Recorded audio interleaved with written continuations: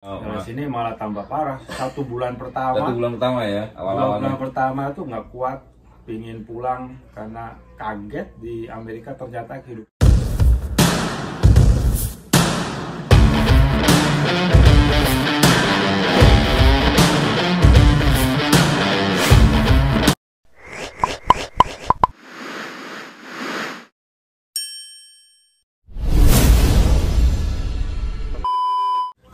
Halo teman-teman, di mana aja kalian berada? Gue jadi ngetesin juga. Ketemu lagi sama vlog gue di sini nih. Gue mau bikin podcast bohong-bohongan nih buat kalian. Kita jadi karena di video gue ini banyak ngomongin kerjaan gitu kan. Hari ini kita kedatangan tamu spesial, the best and only gitu kan. The one and only maksudnya. Didi Haryadi. Kita mau ngobrolin ini nih. Masalah imigran yang kerja di Amerika tuh gimana bang gitu kan. Banyak banget teman-teman gue, jadi gue berusaha menjawab kalian bersama bareng Mas Didi Haryadi di sini. Gue mas, Gimana Di tadi Di?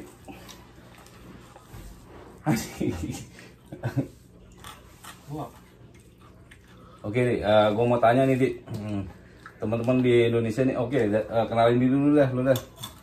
Nama lu siapa, dari mana? Namanya Didi guys, dari Madura, Jawa Timur.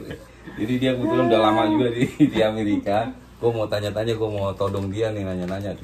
Dulu kan dia pengalaman pernah kerja di pabrik aja ya, di Philadelphia ya. Jadi kebanyakan imigran-imigran dari Indonesia tuh ke Amerika tuh tujuannya memang untuk memperbaiki kehidupan keluarga, ya kan. Terus karena di Indonesia udah lapangan pekerjaan juga agak susah, terus terlalu banyak paper dan segala macem, dan saingan juga terlalu banyak, apalagi kita yang cuma lulusan SMA. Tapi dia sih nggak lulusan SMA, gue yang lulusan SMA. Tapi dia lumayan lah gitu kan. lumayan jelek. Jadi gue mau tanya-tanya, lu sempat kerja di pabrik lu di Philadelphia? Sempet kerja di pabrik. Pabriknya di Philadelphia sih banyak, ada sempat kerja di medicine juga, di obat, malah kerja di ladang juga pernah. Tahun berapa lu pertama masuk Jok? Tahun 2001. 2001, buset, 12 tahun masuk Amerika. Pas mau masuk musim panas, jadi sempat kerja di ladang itu. Di ladang maksudnya nanam padi gitu? Metik blueberry. Untuk blueberry. Metik blueberry. Tapi karena memang pengalaman di pertanian tuh nggak ada dari Indonesia, nggak dapat duit. Nggak dapat duit juga ya. Ya habis suruh panas-panas nggak kuat.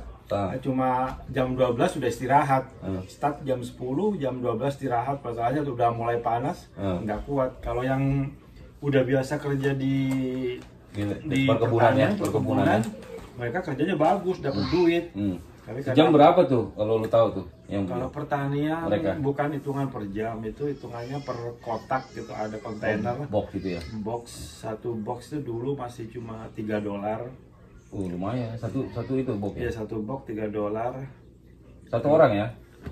Iyalah, satu box itu hanya satu kotak. Jadi kerjanya per orangan apa per orang? Per orang itu jadi $3 sampai $5 ya? Enggak, $3 kalau pertanian. Sehari kalau yang bagus bisa dapat 24 box, 20. Kaliin aja ya. Kaliin $3. Lumayan tuh ya dulu ya, zaman 2000. Tapi karena aku nggak kuat, cuma dapat 3 box, jadi cuma 3 kali 3 $9 sehari. Buat beli kopi juga nggak cukup. Tapi masih murah itu mah ya. Terus akhirnya sampai bertahan berapa minggu? Kerja cuma 3 hari. 3 hari. Tapi itu bisa jadi pengalaman sih sebenarnya. Akhirnya di kerja medicine cuma seminggu karena belum berpengalaman, mungkin kerjanya kurang cepat. Akhirnya di stay home cuma seminggu kerja. Pendapatan medicine waktu itu sekitar $5.25 per jam. Sehari kerja 8 jam, average 40 jam seminggu. Bertahan sampai 2 minggu? Bertahan cuma seminggu. Minggu? Itu tinggal di mana kalau gitu bertahan 3 hari, seminggu? Kalau kita di Pennsylvania, Ada kebetulan ada orang Indonesia tuh nyewa rumah. Ngerumit berarti.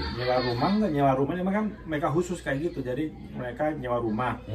Terus disewain ke orang-orang yang kayak kita yang nggak punya ini, yang baru datang lah, kita yang baru datang disewain. Itu satu kamar kita bayar waktu itu $100. Beramai-ramai. Tapi satu kamar diisi 3 orang. Jadi satu kamar itu $300. Jadi kita bayar 100 sebulan. CPN ya? CPN. Itu udah elektrik segala macam ya ditanggung sama mereka. Kita cuma tapi lu bisa survive ya? Terus habis itu kemana lu? Ya hampir satu tahun tinggal di Pennsylvania. Sampai akhir tahun karena 2002-nya ya? 2002 masih 2002 kena stay home lagi habis kerja di warehouse di Reading. Habis itu ada teman yang ngajakin ke restoran. Dari situ berangkat ke New York, ke agensi di New York, cari agensi kerja di restoran di sempat nginep. Chinese food? Bukan, di nyari-nyari aja waktu itu. Sempat di itu waktu di New York nginepnya di itu ada ya, kita manggilnya sih Grand Hotel. Padahal tempat burung. Karena burung ya, takutan. Ibu pernah ngobrolin juga itu bro, apartemen itu bro, pernah ngobrolin juga. Cuma ukuran 1 meter 2 meter. Tapi lo tetap berusaha bertahan tuh ya? Harus bertahan. Daripada masih waktu di Indonesia itu apa yang bikin lo pengen jadi migran gitu bro? Keadaan ya? Memperbaiki kehidupan.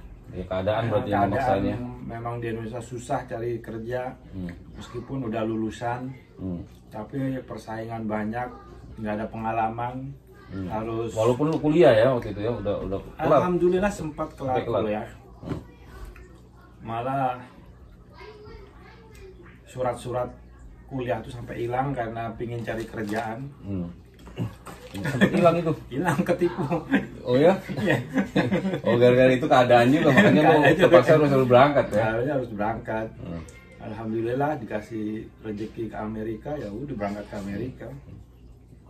Setelah di sini di sini malah tambah parah. 1 bulan pertama. 1 bulan pertama ya? Awal-awalnya. Bulan pertama tuh nggak kuat, pingin pulang karena kaget di Amerika ternyata kehidupannya nggak sesuai dengan bayangan yang di Indonesia. Indonesia pikir kita itu enak di Amerika. Sampai sekarang Jo? Iya sampai sekarang. Kami kalau udah over 5 tahun kita tuh bisa adaptasi udah ritme di Amerika kayak gini tuh udah bisa di handle. Tapi kalau tahun pertama 5 tahun pertama itu susah. Pengen pulang itu kayaknya susah, kangen ya, homesick, kangen rumah segala macam kayak gitu. Oh waktu itu apalagi lu waktu ninggal ke sini sempat udah nikah ya, udah punya anak ya? Udah nikah, istri ditinggal, anak ditinggal. Ya, mental lu tuh benar-benar hancur loh gitu ya. 2 tahun pertama lah ya. Waktu kerja, apalagi pertama kerja di restoran itu, nangis minta ampun. Masa lulusan kuliahan kayak gini kerjanya nyuci piring. Banyak loh Jo, dulu awal-awal banyak ya. Lah ya nangis, merasa gimana ya, nggak sesuai dengan harapan. Udah dibiayain sekolah mahal-mahal, segala macam. Ternyata di sini harus cuci piring, gaji DJ. Tapi ternyata itu dijadiin pelajaran buat lo ya.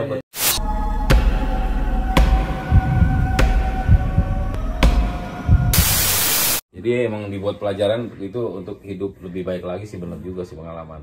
Ya pengalaman sih banyak, pengalaman kerja restoran, kerja pabrik, pertanian. Yang paling kalau waktu pengalaman sih kerja yang paling enak sih di warehouse. Itu lumayan pendapatannya bisa $7 something per hour. Sebulan jadi berapa? Sebulan dapat berapa waktu di warehouse? Nah, rata-rata aja $7 kali 40 jam. Oke, lu kan dari 280 ya seminggu. Iya. Seminggu 280 seminggu. Berarti seminggu ya. Kalau 280 seminggu berarti 300 ya, sekitar 900 ya, nggak sampai ya. Lebih lah. 300 kalau ada berarti 1000 berapa?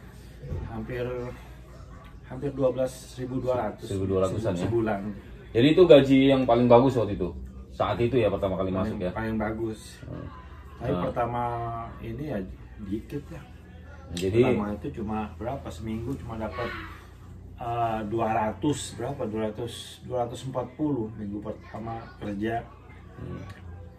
Nah ini termasuk salah satu legend di Baci juga nih, kalau gua mau kasih tahu kalian nih.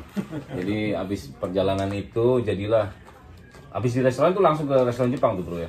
Enggak, pertama datang restoran sebulan nggak kuat. Ada temen ngiming-ngimingin, wah ngapain kerja di restoran, kerja pabrik aja, banyak temen gini segala macem di Pennsylvania, di Philadelphia. Akhirnya nggak kuat dengan godaan, akhirnya pulang juga ke Pennsylvania. Pulang ke Pennsylvania, kerja pabrik sekitar 10 bulan karena kerjaan turun naik. Terus? Turun naik, akhirnya ya itu kerja restoran lagi, coba kerja restoran lagi. Ya udah bertahan sampai sekarang. Gaji terkecil lu pas di Amerika sampai gaji terbesar lu berapa paling kecil waktu itu? Sebulan? Kalau kerja restoran sih pertama kerja gaji cuma 1.000. Udah guys, gue nembak telepon dulu nih. Halo, kenapa? Lagi syuting. Aduh lagi syuting lah. Ntar ya. Mau ke City Park. Ya udah ntar gue parahin deh bentar. Ya udah kan itu ya, usul aja. Oke, bentar. Yuk, bye. Sampai mana tadi tuh? Sorry dipotong nih, ada nyonya-nyonya telepon. Jadi gaji terkecil tuh di pabrik tadi ya, di ladang ya? Di ladang. Cuma sih jalan di ladang sih average ya, nggak apa sama nggak. Waktu itu sih kita nggak bayangin kerja di medicine cuma 200 per seminggu, 250, 280. Sekitar 1.500 ya? Sebulan di bawah 1.000, di bawah 1.500. Tapi kepotong yang lain-lain ya? Buat sewa rumah, makan, bayar sendiri segala macem. Jadi paling dapat kita cuma 1.000. Gaji terbesarnya pas lu kerja di Tepan ya?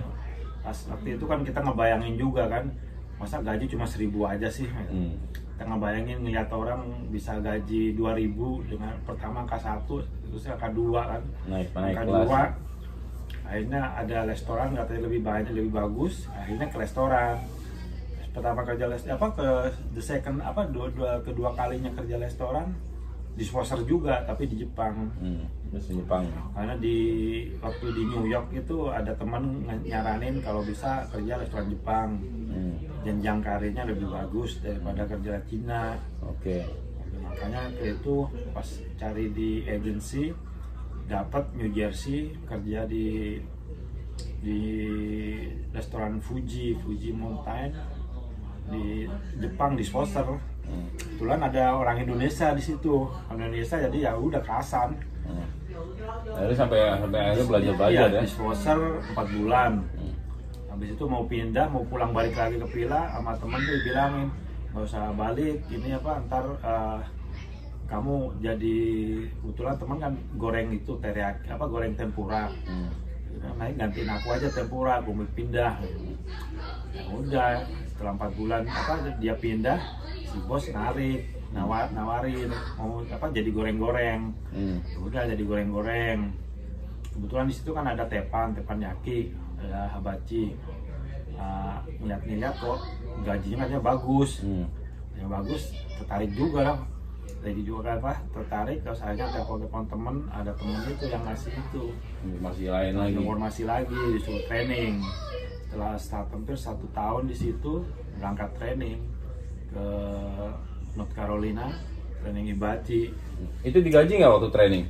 Kebetulan waktu zaman itu digaji. Gaji ya, berapa? Digaji 1.000 kalau nggak salah, 1.000 sebulan. Udah bersih tuh ya? Udah bersih. Makan udah dapat ya? Enak kerja restoran ya itu, makan dapet. Jadi enaknya di restoran tuh kerja di restoran full makan ya? Iya, rumah dapet. Makanya duit kalau kerja di Transportasi restoran udah ya, diantar gitu. duit kalau di kerja di restoran Awet ya? awet, nggak maksudnya awet nggak ini nggak kepotong-potong. Kalau dapat 1.000 ya 1.000, bisa kirim rumah 1.000. Tapi kalau kerja di pabrik waktu itu aku harus bayar apartemen, bayar listrik, bayar makan, masak Kotor sendiri, gitu ya. kotor, jadi masih kepotong. Jadi emang dulu waktu zamannya itu babat alas tuh bro ya. Iya. Masih gaji-gaji segitu ya. Dan Udah lumayan ya. Alhamdulillah setelah jadi habachi ya, habis dulu ngebayang gaji 2.000, akhirnya sekarang bisa ngebayang gaji yang 3.000. Alhamdulillah masih kepegang. Kepegang yang 3.000. 3.000 4.000 mah kepegang gitu kalau dari Tepang gitu. Jadi kayak gitu guys, semua itu ada jenjangnya yang seperti gue bilang. Ya kenapa gue bilang ke kalian tuh kerja di restoran, karena memang apalagi di restoran Jepang itu stepnya itu ada ya, kayak gitu ada jenjang karirnya itu ada. Maksudnya ada perbaikan lah setiap ininya lah, setiap pengalaman yang kalian dapat gitu. Terus gue mau tanya lagi, lu mau apa namanya setelah ini ada, ini kebetulan dia udah bawa keluarga aja ya, udah berapa tahun yang lalu ya, udah 15 tahun yang lalu. Oh ya, lama juga ya. Jadi setelah di sini 5 tahun, istri minta ke sini, sama mau nyoba-nyoba jalan-jalan sama anak, akhirnya diterima, dapat visa, akhirnya berangkat. Padahal waktu itu sih maunya pulang, karena udah lama, udah 5 tahun nggak pulang, maunya pulang. Oh jadi waktu sempat kerja sama gue itu lu rencana lu nggak mau pulang waktu itu? Pulang, tapi istri karena apa mau jalan-jalan dulu sebelum pulang, ya udah jalan-jalan. Pas datang ya udah nggak mau pulang malah kecantol sini. Tapi rencana akhir lu ntar gimana? Bakalan pulang atau mau lanjut di sini apa gimana? Tetap pulang, tapi nggak tahu kapan karena anak-anak juga sekolah di sini. Intinya sih insya Allah kalau mereka udah gede, udah cuman dampingin mereka sekolah aja ya. Udah sekolahnya udah selesai, kerja terserah mereka. Kita sih pinginnya pulang. Masalahnya untuk kalau udah nggak usia produktif di Amerika kurang enak.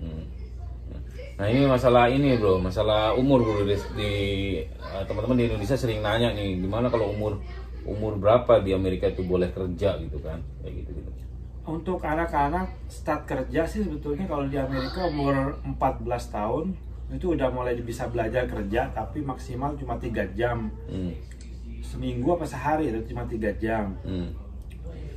Terus ya udah cuma belajar kerja aja. Biasanya sih anak-anak sekolah sih banyak yang umur 14 tahun udah mulai mau kerja, kayak anak aku kan 14 tahun nih. Itu udah boleh nanya, ya? Udah nanya-nanya bisa kerja nggak, tapi ya kalau dari sekolah sih udah dibolehin kerja. Terus batas umur kayak kita nih, umur di Indonesia kan ada batasnya tuh ya, kalau kerja 35 sampai 40 tuh udah nggak produktif untuk diterima kerja gitu ya. Nah, tapi kalau yang di sini sih, kalau meskipun udah umur udah tua, maksudnya udah lanjut usia, kalau masih mau kerja ada kerjaan, itu masih bisa, masih ada kerjaan. Nanti lu mau kerja ya. Tapi kerjanya enteng-enteng kayak kerja di Walmart, cuma jagain orang keluar gitu, jadi itunya cuma jagain kasir atau apa-apa. Masih bisa kerja, masih diterima. Atau di kayak CPS tuh apa namanya? Apotek ya, kayak gitu. Bisa juga. Banyak juga dulu teman-teman yang di Pennsylvania itu bapak-bapak yang udah pensiunan di Indonesia tuh berangkat ke sini, mereka masih kerja di pabrik. Jadi nggak ada batasan lah bro, selama lu masih kuat, selama sehat, masih ya? masih kuat, terus sini nggak terlalu. Tapi kalau memang dilihat lamban apa biasanya sama leadernya nggak dipakai lagi. Gitu aja. Tapi ya gitu aja. Tapi biasanya sih masih bisa dipakai. Banyak juga dulu teman-teman yang udah pensiunan, banyak sih pensiunan. Iya, bokap gua aja pensiun umur berapa aja? Pensiunan tentara dari Indonesia, pensiunan ini. Itu mereka masih bisa kerja di sini. Tapi ya kerjanya ya gitu, kerja yang santai-santai kayak nempelin stikernya di lilin, stiker apa gitu.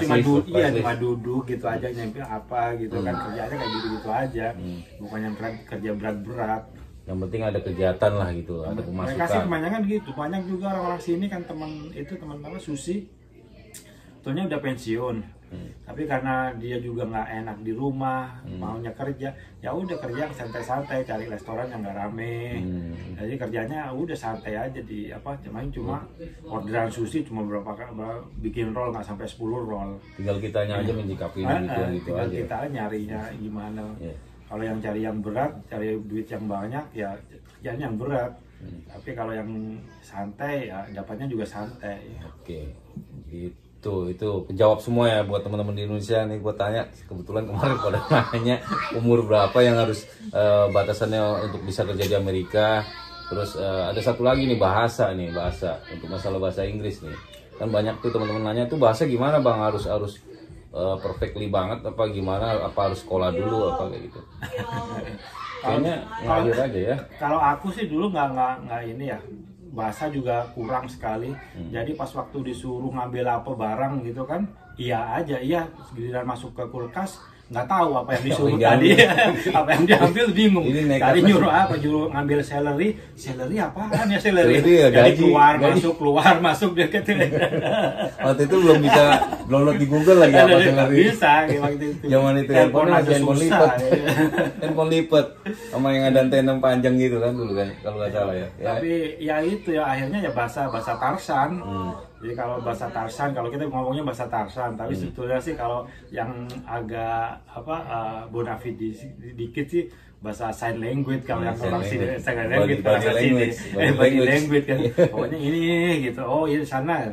Kalau nggak bahasa ikan aja. Sampai sekarang pun kalau dia udah biasa kerja restoran kan, kita tahu sendiri orang mau ngambil apa aja tuh tahu, meskipun mereka nggak nanya.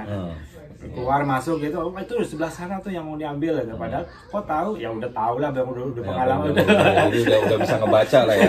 Bisa Jadi ngebaca. orang Indonesia tuh pinter-pinter loh, nggak kayak orang mereka. Biarpun mereka belum ngomong itu udah tahu. Itu di sana. Nah, emang udah tahu. Masalahnya udah 10 tahun udah di restoran.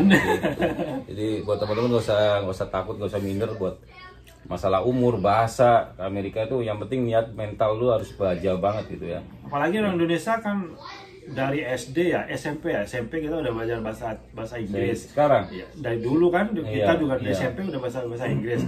Dikit-dikit tau lah, ngerti gitu. Malah kalau teman kita yang dari negara lain, dari Cina tuh blas putul kan. Tapi mereka karena berani mereka juga nggak malu. Akhirnya mereka juga meskipun nggak pakai bahasa Inggris, mereka kerja sama orang-orang Cina juga. Mereka gitu juga tahu itu bukan bahasa mereka bukan bahasa kita gitu kan maksudnya. The second Tapi language. iya, lebih pintar kita bisa bahasa Inggris, mereka nggak bisa bahasa Indonesia gitu kan, benar nggak? Iya, tulisannya juga beda kan, bahasa Cina, tulisan Cina kayak gitu. Iya, kalau kita masih bisa baca tulisan sama, alfabetnya sama sama kita. Jadi nggak usah takut guys, gitu. Yang penting lu semangat aja, tetap berjuang. Visanya dulu diambil. Jadi gue dengan video ini gue mewakili, jangan banyak pertanyaan lagi yang diulang-ulang. jadi cukup kayak gitu ya, jelas banget ini. Yang penting visanya dulu. Kalau masalah kerjaan kan udah pernah gue bilang, yang penting lu banyak sosialisasi sama temen, lu bisa cari-cari info kayak di Facebook juga udah banyak kan ya masalah kerjaan. Loker di Facebook tuh cari yang lowongan kerja buat di Amerika juga ada. Jadi yang terpenting tuh visanya dulu. Jadi udah lengkap kayaknya deh ya.